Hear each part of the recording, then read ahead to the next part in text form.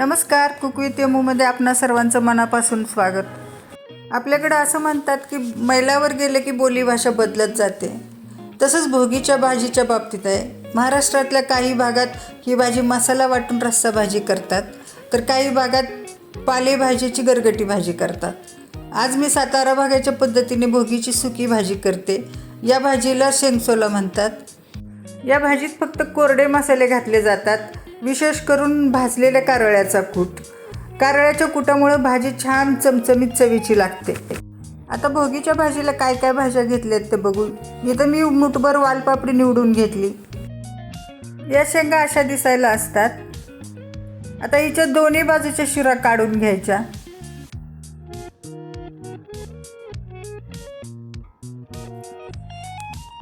आणि उघडून आतमध्ये खिडकी आहे का बघून मग छोटे छोटे तुकडे करायचे.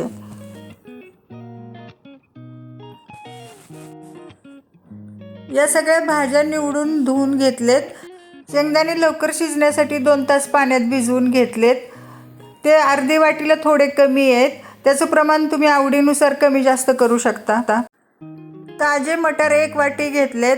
1 वाटी वालपापडी, 1 वाटी पावटा घेतला, 1 वाटी ओले हरभरे सोलून घेतलेत.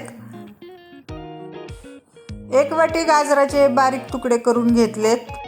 2 छोट्या वांग्याचे पण असे बारीक तुकडे करून घेतलेत आणि ते काळे पडू नये म्हणून पाण्यात ठेवलेत.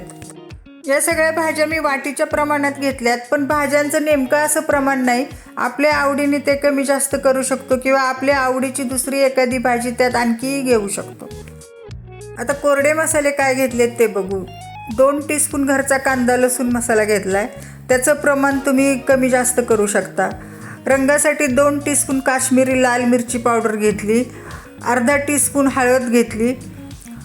फोडणीत घालण्यासाठी 2 टीस्पून पांढरे तीळ घेतलेत आणि 3 टेबलस्पून भाजलेल्या कारळ्याचं कूट. 1 गड्डी लसूण, अंदाजे 10 ते 12 लसूण पाकळ्या ठेचून घेतलेत. बघितल्यात भोगीच्या भाजीला किती कमी मसाले घेतलेत, तरी पण आपली भाजी छान चविष्ट होणार. मीडियम गॅसवर कढई तापायला ठेवली. त्यामध्ये 3 टेबलस्पून तेल घातले. या भाजीला तेल थोडं जास्तच लागतं. जास्त तेलातली चमचमीत भाजी खायला छान वाटतं. तेल कडक गरम होऊ द्यायचं. हे तेल कडक गरम झाले. त्यामध्ये अर्धा टीस्पून मोहरी घातली. मोहरी तडतडू द्यायची चांगली. मोहरी तडतडली. त्यामध्ये अर्धा टीस्पून जिरं घातले. जिरंही चांगलं फुलले.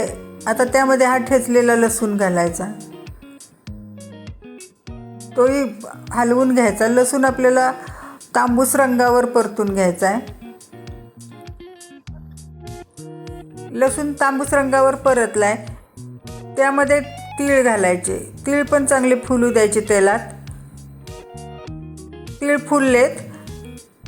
आता मसाले करपू नये म्हणून गॅस बारीक करायचा आणि हे कोरडे मसाले घालायचे.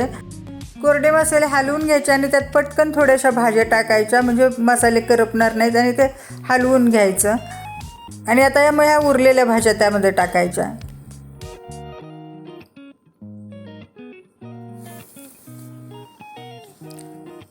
या उरलेल्या भाज्या पण मसाल्यात मिसळून घ्यायच्या.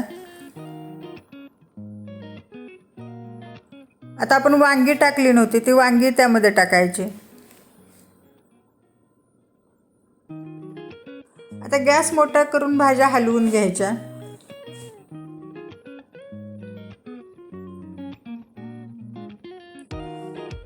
आता परत गॅस बारीक करून भाजीला वाफ येण्यासाठी 5 मिनिट झाकून ठेवायची.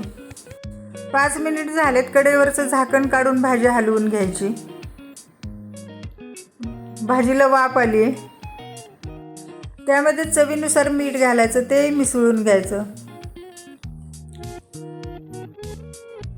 दुसऱ्या गॅसवर पाणी गरम करायला ठेवले. आता भाजी शिजण्यासाठी मी इथं 1 ग्लासभर पाणी घातलंय.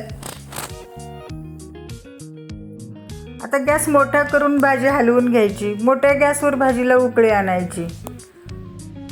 भाजीला उकळी आली. आता गॅस बारीक करून 15 मिनिटं भाजी शिजण्यासाठी झाकून ठेवायची. मधून मधून भाजी हलवून घ्यायची. 15 मिनिटं झालेत. कढईवरचं झाकण काढू. भाजी परत हलवून घ्यायची. आता भाजी शिजली का ते बघू. पहिल्यांदा हरभरा घेतला आहे. हरभरा शिजायला वेळ घेतो म्हणून हरभरा शिजला आहे का बघू. हे पण छान शिजला हरभरा. आता पावटा शिजलाय का बघू. पावटा पण शिजायला वेळ घेतो. पावटा पण छान शिजलाय. ही सातारा भागाच्या पद्धतीने भोगीची सुकी भाजी तयार झाली. सर्व करू. ही भाजी भोगीच्या दिवशी तीळ लावलेल्या बाजरीच्या भाकरीबरोबर खायला खूप छान लागते. भाजी करताना त्यात आलं, कांदा, खोबरं, टोमॅटो यातलं काहीच घातलं नाही. अगदी साध्या सोप्या पद्धतीने केली, पण चवीला मात्र एकदम चमचमीत झाली. या भाजीत फक्त कोरडे मसाले असल्यामुळं भाजी 4-5 दिवसात अजिबात खराब होत नाही. म्हणूनच सातारा भागात नवीन लग्न झालेल्या मुलीच्या पहिल्या संक्रांतीला सासरहून इतर साहित्याबरोबर बाजरीची भाकरी शेंगसोला बुत्ती म्हणून देतात. मग कसा वाटला सातारा भागातल्या भोगीच्या सुक्या भाजीचा व्हिडिओ आवडला तर लाईक शेअर करा.